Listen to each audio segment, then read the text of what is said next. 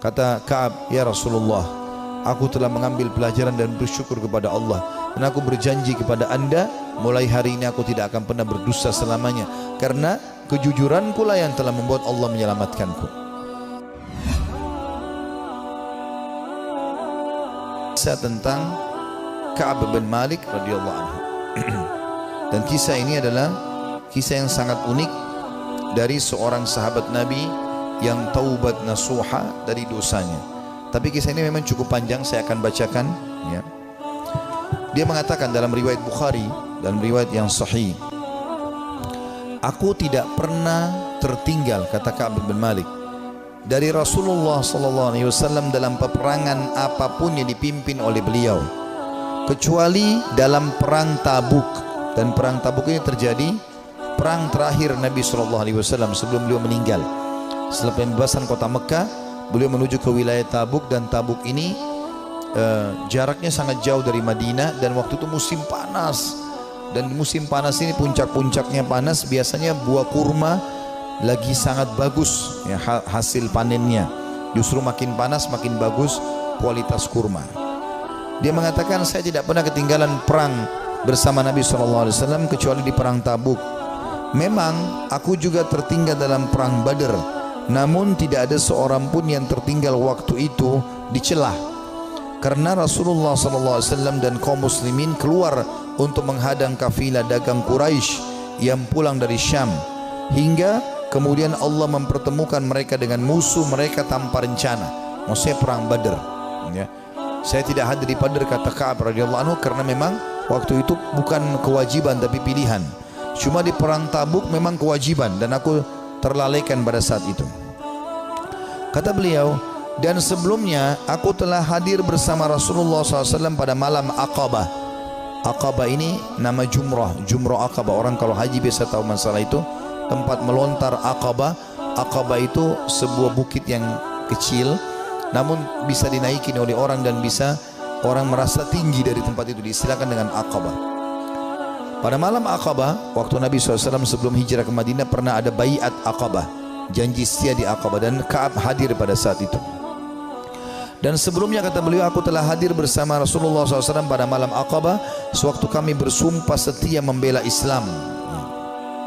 Dia mengatakan, dan kehadiranku di malam itu tidak bisa digantikan dengan perang Badr, walaupun perang Badr lebih dikenang di tengah orang-orang daripada baiat Aqabah atau janji setia di Aqabah.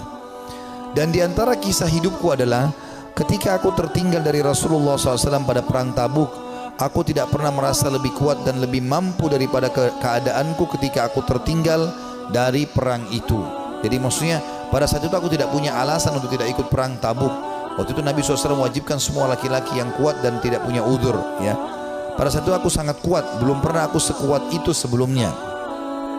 Demi Allah, aku sebelumnya tidak pernah memiliki dua kendaraan, namun di perang itu aku memilikinya. Jadi selain fisikku kuat, aku juga memiliki 2 ekor kuda. Sebelumnya belum pernah aku punya 2 ekor kuda. Jadi aku sekarang lebih baik secara ekonomi.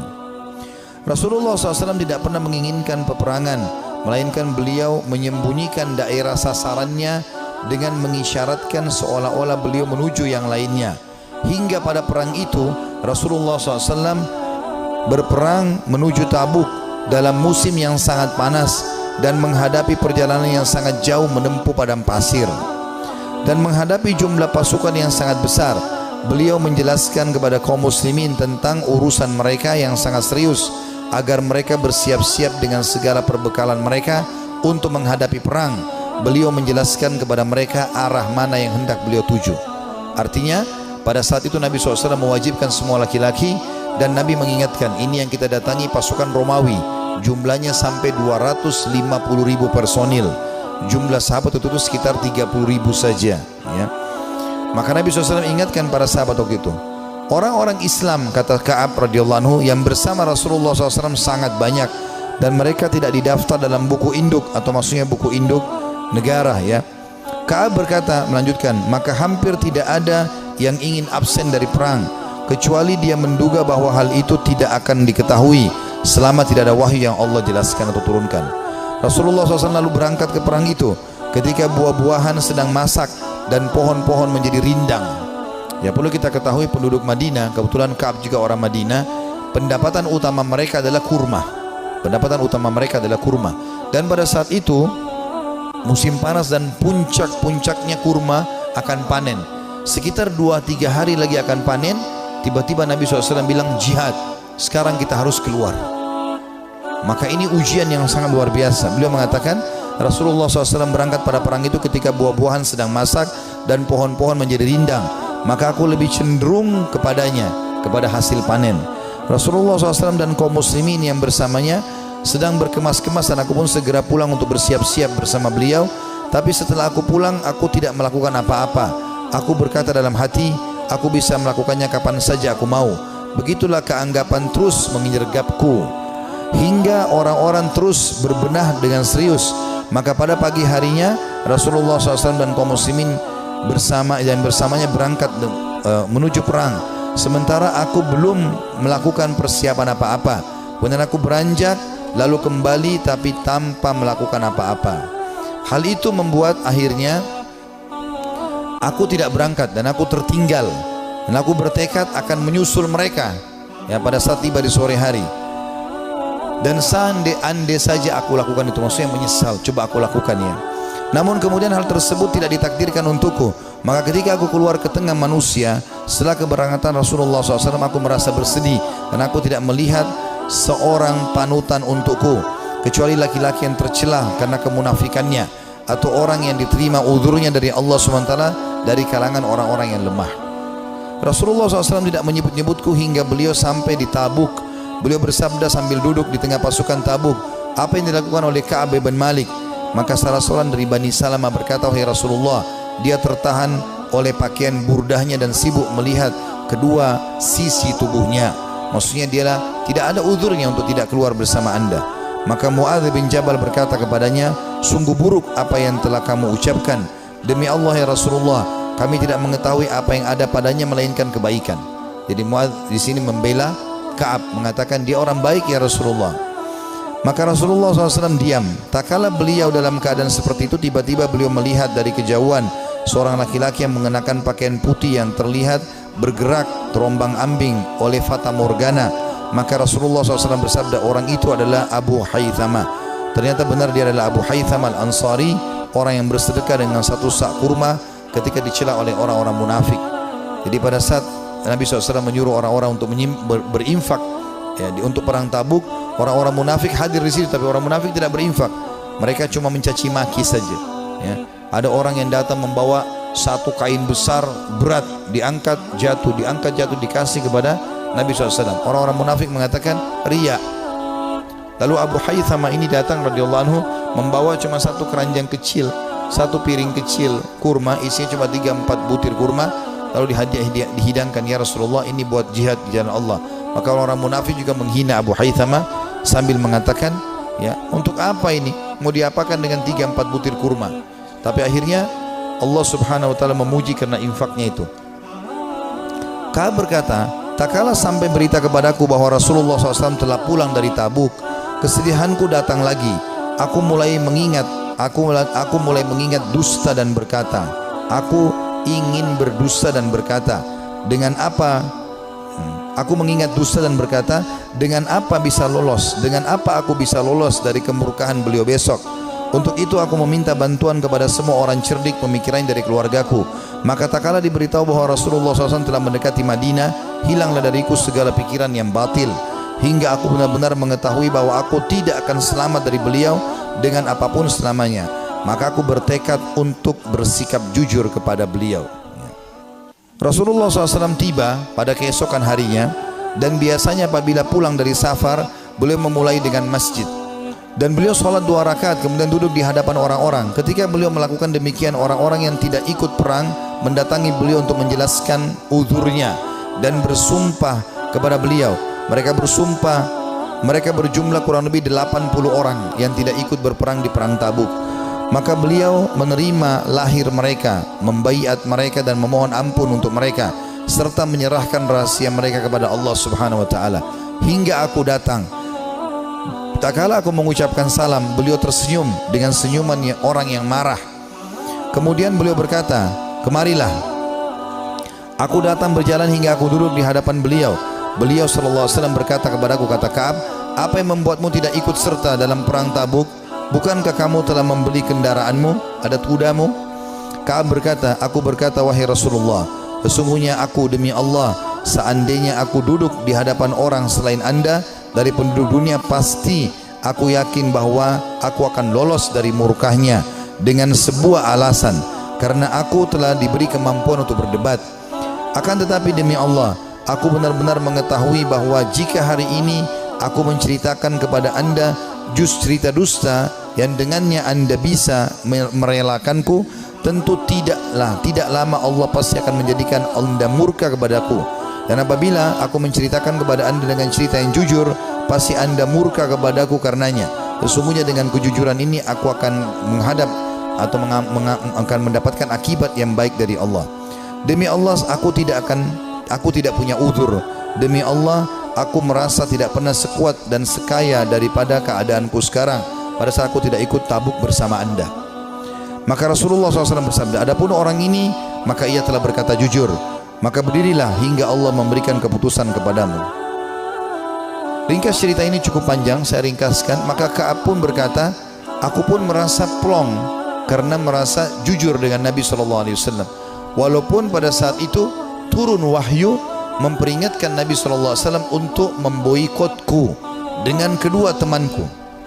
Jadi kebetulan ada dua temannya dari 80 orang tadi yang dianggap orang yang sangat dekat dengan Nabi SAW dan tidak ada punya uzur untuk hadir.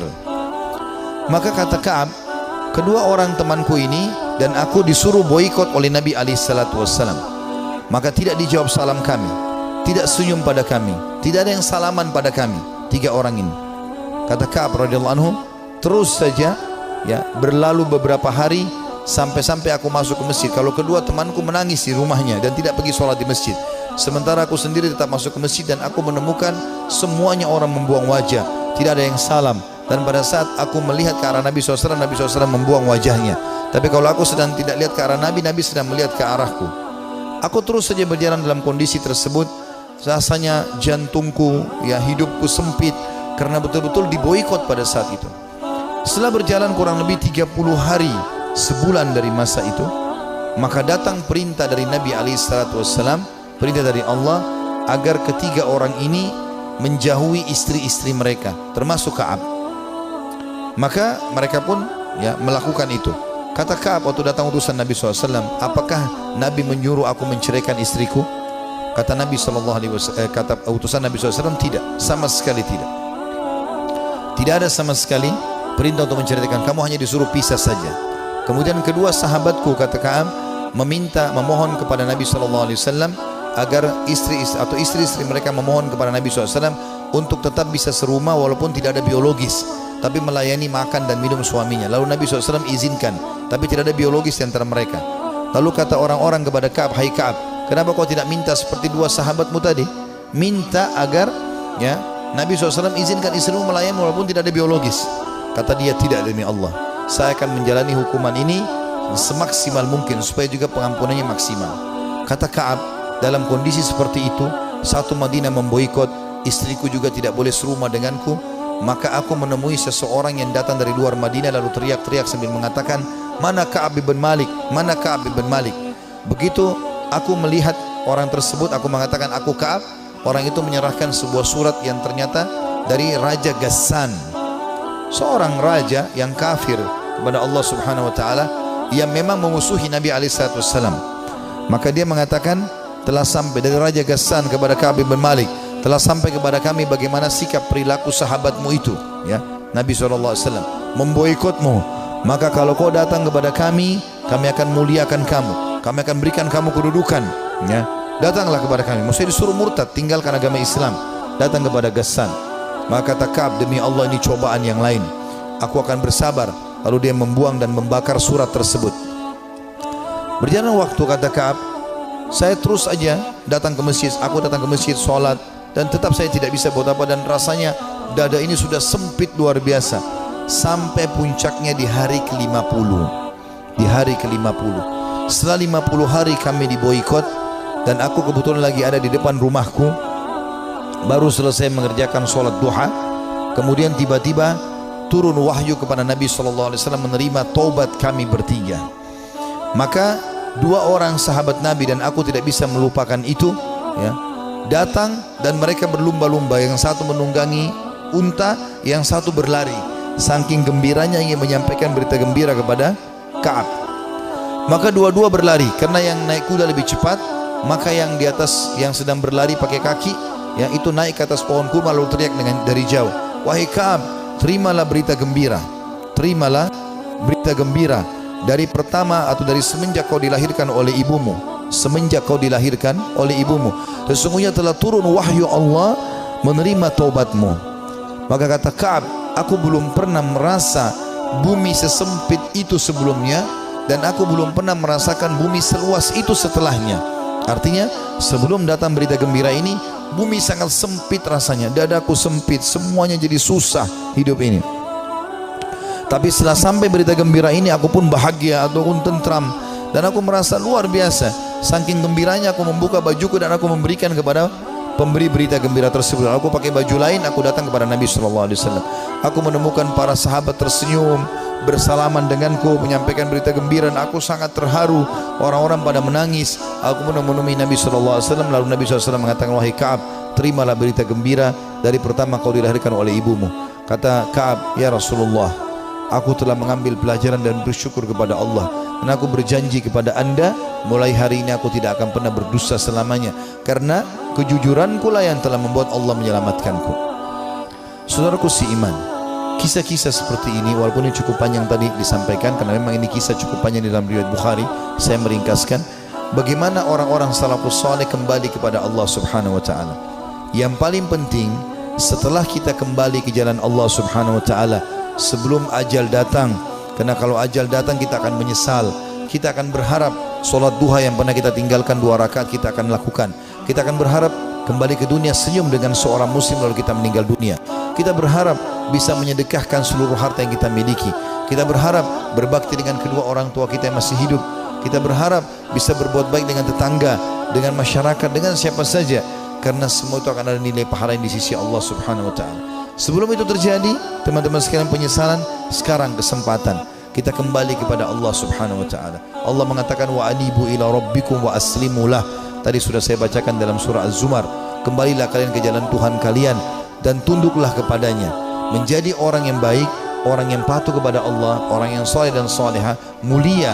Dia akan makan, dia akan minum, dia akan punya jabatan, dia akan punya harta, dia akan punya pasangan yang baik seperti dia akan punya anak-anak yang baik dan saleh. Allah akan berikan kebahagiaan, dan di akhirat dia akan dapatkan juga yang terbaik. Allah janjikan surga yang luas. Dia akan tinggal tunggu ajal datang saja lalu masuk ke surganya. Orang-orang yang fasik, makannya susah, ya, hidupnya susah.